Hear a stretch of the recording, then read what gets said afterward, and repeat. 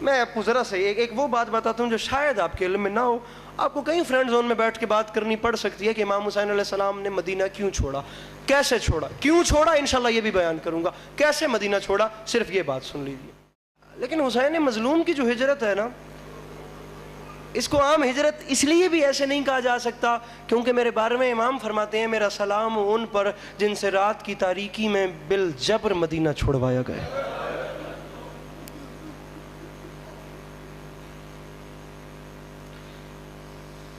حسین جیسا حکیم, تاریخ کہتی ہے جب یقین ہو گیا نا میرے مولا کو کہ اب مدینہ چھوڑنا پڑے گا, اس وقت جناب ابی الفضل العباس علیہ السلام کو بلایا اور پشت کی جانب سے آ کر عباس علیہ السلام کے شانے پہ اپنا ہاتھ رکھ کے دھیمی آواز میں حسین علیہ السلام نے رو کے فرمایا, عباس تو میری سب سے بڑی آس ہے, میں نے یہ بات ابھی تک علی کی بیٹی کو بھی نہیں بتائی. عباس میں صرف تجھے بتا رہا ہوں, اب شہر رہنے کے قابل نہیں ہے. تاریخ کہتی ہے یہ جملے کہہ کے حسین اپنے نانا کی قبر پہ چلے گئے. میں تمہید باندھ رہا ہوں, آپ 2-4 باتیں میرے سے صرف سنیے گا. گریے ماتم یہ ڈھیر سارا سلسلے ہوتے رہیں گے. میں آپ کو ذرا سے ایک وہ بات بتاتا ہوں جو شاید آپ کے علم میں نہ ہو. آپ کو کہیں فرینڈ زون میں بیٹھ کے بات کرنی پڑ سکتی ہے کہ امام حسین علیہ السلام نے مدینہ کیوں چھوڑا, کیسے چھوڑا, کیوں چھوڑا, انشاءاللہ یہ بھی بیان کروں گا. کیسے مدینہ چھوڑا, صرف یہ بات سن لیجیے. اوورال ممبر پہ یہ باتیں ذرا کم کی جاتی ہیں کیونکہ یہ باتیں ذاکری مضمون کا حصہ نہیں ہیں. میں بھی اسی لیے آپ کو کہہ رہا ہوں کہ صرف ذہن لگا کر میری باتوں کو فیڈ کیجیے گا. نانا کی قبر سے حسین علیہ السلام نے ایک بار وداع نہیں کیا, کئی بار گئے ہیں, کئی بار رخصت ہوئے ہیں, پھر کئی بار واپس گئے. تاریخ کہتی ہے جب پہلی بار حسین نانا کی قبر پہ گئے ہیں تو علماء نے سرکار لکھا ہے کہ تاریخ نے ایسے کبھی حسین کو چلتے نہیں دیکھا. اتنے پروقار طریقے سے, اتنے بااعتماد طریقے سے, ایسے کوہ وقار بن کر ایک ایک قدم جما کر زمین و آسمان محو دید ہیں حسین کے تاریخ ایک ایک قدم پہ. حسین نہیں جا رہے. تاریخ کہتی ہے ایسے لگتا تھا جیسے کائنات آدم و عالم کا کوئی اکلوتا شہزادہ جا رہا ہے. اور نانا کی مزار پر آ کر حسین نے رخ انور کا رخ اوپر کیا اور پورے اعتماد سے فرمایا اللہم ھذا قبر نبیک, میرے اللہ یہ تیرے نبی کی قبر ہے. وَأَنَا ابْنُ بِنْتِ نَبِيِّكَ, اور میں تیرے نبی کی بیٹی کا بیٹا ہوں. میرے مالک وہ وقت آ گیا جو یقیناً تیرے علم میں ہے. میں مانگتا یہ ہوں حسین کے لیے اس راہ کا انتخاب کر جس میں تیری رضا شامل ہے. پالیسی دیکھ رہے ہیں آپ حسین کی. کربلا جیسے سفر کی ابتدا ہے سامعین, ایک ایسی تاریخ لکھی جانی ہے جس کے بعد نسلیں بدل جائیں گی, جس کے بعد کئی یزیدوں کے تخت الٹ جائیں گے. اور ایسے سفر سے پہلے حسین کا ایجنڈا پالیسی کیا ہے, میرے مالک میں تیری رضا پہ راضی ہوں. اور یہ جملے صرف قبر نبی پہ کھڑے ہو کے نہیں کہے کہ میں تیری رضا پہ راضی ہوں. تاریخ کہتی ہے مقتل میں سب سے مشکل وقت تھا. علی اصغر بادشاہ کی لاش کو اٹھا کے حسین نے کہا تھا رضن بقضائک و تسلیما لامر, میرے مالک اگر تیری رضا اسی میں ہے تو حسین راضی ہے. تاریخ کہتی ہے یہ جملے کہے اور اسی اعتماد کے ساتھ حسین اپنے بھائی کی قبر کی طرف بڑھے. عجیب بات یہاں پہ باخدا تاریخ نے لکھی ہے. آنسو آئے نہ آئے آپ کے مقدر کی بات ہے, مجھے صرف ایک ہائے چاہیے کہ میرا توشہ آخرت ہو جائے.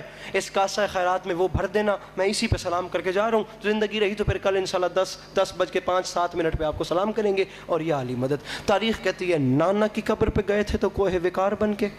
طارق میرے بھرا سر سامی, پھر بھائی حسن علیہ السلام کی مزار پہ گئے تو اسی اعتماد کے ساتھ. لیکن جب بھائی کی قبر سے ماں کی طرف چلے تو تاریخ کہتی ہے حسین ایسے دوڑے جیسے چھوٹا بچہ اپنی ماں کی طرف لپکتا ہے.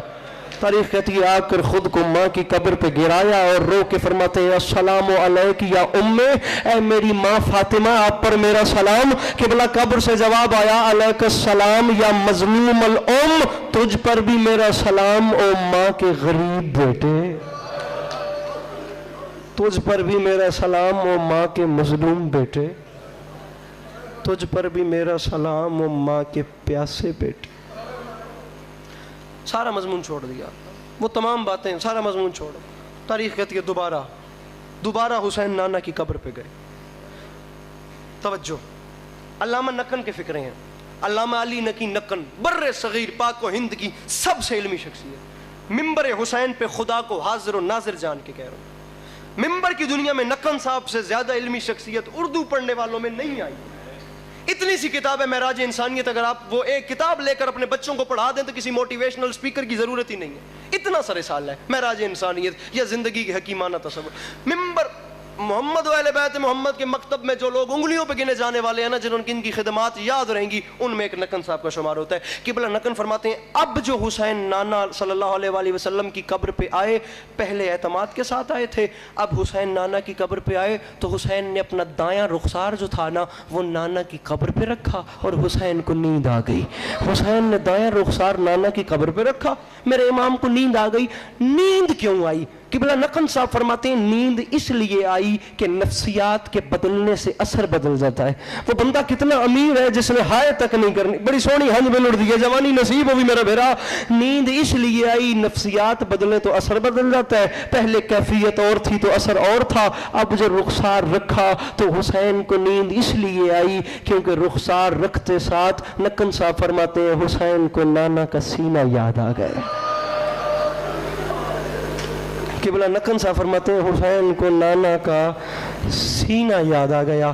عالم خواب میں نانا کی زیارت ہوئی, تاریخ کہتی ہے. قبلہ نقن صاحب کے الفاظ ہیں. علامہ نقن فرماتے ہیں عالم خواب میں سرکار رسالت پناہ نے نا اپنے نواسے کو اپنی گود میں لیا. نانا کے سینہ اطہر سے حسین نے اپنا سر لگایا اور رو کے فرماتے ہیں نانا میں تھک گیا ہوں, نانا مجھے اپنے پاس بلا لیں, نانا یہ امت مجھ سے آپ کی قبر چھڑوانا چاہتی ہے, نانا میں تھک گیا ہوں. تاریخ کہتی ہے یہ جملے سننے تھے رسول اکرم صلی اللہ علیہ وآلہ وسلم کی آواز آئی حسین بس وہ وقت قریب آ گیا, بہت جلد تم میرے پاس آ رہے ہو. نانا کے جملے سننے تھے, اچانک حسین کی آنکھ کھلی, حیرانی کے عالم میں عباس کا چہرہ دیکھ کے فرماتے ہیں انا للہ وَإِنَّا إِلَيْهِ رَاجِعُونَ. یکم محرم ہو گئی ہے آج, کل میرے مولا نے کربلا میں بارد ہو جانا ہے. 9 راتوں کے مہمان رہ گئے میرے مولا, تیرا اپنا مقدر میرا اپنا نصیب. یہ فکر سننے تھے عباس شہر رہنے کے قابل نہیں, قافلہ تیار کرا. اللہ کرے میں سمجھا سکوں, 1.5 منٹ کے بعد میں منبر پہ نہیں ہوں گا, بس راضی رہیے گا.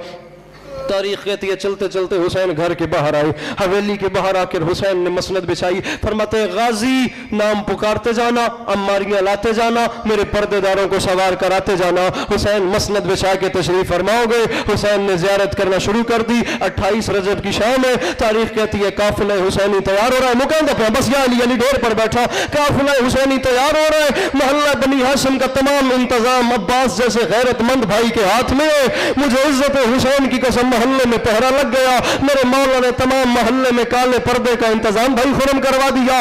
بڑا تو بڑا کوئی ممیز بچہ بھی آج محلے کی کسی گلی سے نہیں گزر سکتا. تاریخ کہتی ہے میرے مولا عباس کے ہاتھوں میں فہرست آئی. میرے مولا نے نام پکارنے شروع کیے. سب سے پہلے میرے امام حسن علیہ السلام کی بیوہ کا نام پکارا گیا. امام حسین نے فرمایا قاسم اپنی ماں کو محمل پہ سوار کراؤ. دوسرا نام شہزادی لیلا سلام اللہ علیہ کا پکارا گیا. حسین نے کہا اکبر بیٹا اپنی ماں کو محمل پہ سوار کراؤ. قبلہ تیسرا نام بی بی ام کلثوم کا پکارا گیا. حسین نے فرمایا محمد بن جعفر تیار میری بہن کو سوار کراؤ. جو اب ہائے نہ کر سکے وہ سر نیچے کر لے, اس سے بڑی بات میرے پاس ہے ہی نہیں. تاریخ کہتی ہے مدینے کی زمین میں زلزلہ آیا. عباس جیسے دلاور کی کانپتی ہوئی آواز بلند ہوئی, ہوشیار تمام ہاشمی اپنی نظریں زمین میں گاڑ دو, تمام جوان گلی میں سایہ کرے کیونکہ اب علی کی بیٹی زینب گھر سے باہر آ رہی ہے. اب علی کی بیٹی باہر آ رہی ہے. تاریخ کہتی ہے پہلا قدم میری مخدومہ نے گھر سے باہر رکھا, ماں کی ردا ہو رہی ہے, میری مخدومہ نے چلنا شروع کیا. حسین اپنی مسند سے کھڑے ہو گئے. عبداللہ بن سلام کہتے ہیں میں نے اپنی آنکھوں سے دیکھا حسین کا امامہ کھل کے گلے میں آ گیا. حسین یہ منظر دیکھ رہے تھے. دوڑتے دوڑتے اکبر قریب گئے. پھوپھی اماں اجازت ہو تو میں سوار کراؤں. فرمایا اکبر جہاں ہو وہیں رک جاؤ. اون محمد آئے, اماں اجازت ہو تو ہم سوار کرائیں.